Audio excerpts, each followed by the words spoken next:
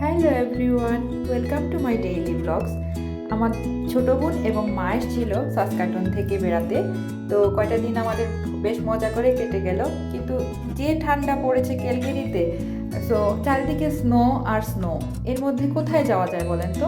বাসায় বসে আমরা কিছুটা ভালো সময় স্পেন্ড করলাম সবাই মিলে, মুভি দেখলাম, তারপরে হচ্ছে রান্না বান্না করলাম, গল্প করলাম, আর রাইড তো খুবই এনজয় করেছে। তো আমরা আজকে একটু যাব মন্দিরে বেড়াতে। আর এখানে যাওয়ার সময় প্রস্তুতিটা দেখে নেন, সবাই সেই বড়সড় জ্যাকেট পরে জবুতবু অবস্থায় আমরা উঠে গেলাম এত স্নোয়ের মধ্যে। মন্দিরে চলে এসেছি, আর আমি একটু আপনাদের এই ফাঁকে চারপাশটা দেখিয়ে নেই।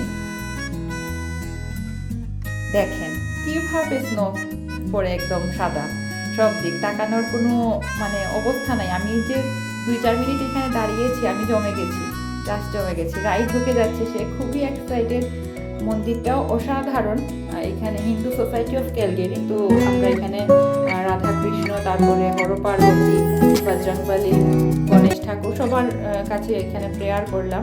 আর ওয়েট করছি, এখন আরতি শুরু হবে। তো সন্ধ্যার আরতিটা এখানে খুব ভালো লাগে, একটু পরেই শুরু হবে।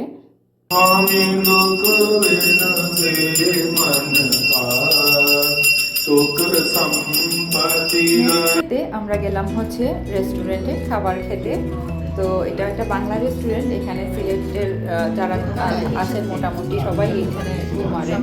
তো আমার মেয়ের খাবারের অবস্থাটা দেখেন, প্লেটে সে প্রথম থেকেই নিয়ে বসা, আর তাকে কথা বলাতে লাগাই দিলে সে একদম পারফেক্ট।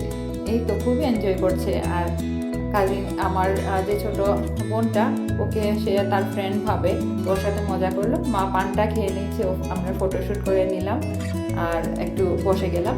টাটা, আজকে এইটুকুই। ভালো থাকেন সবাই, নেক্সট ডেতে অন্য ব্লগ নিয়ে হাজির হব। টাটা।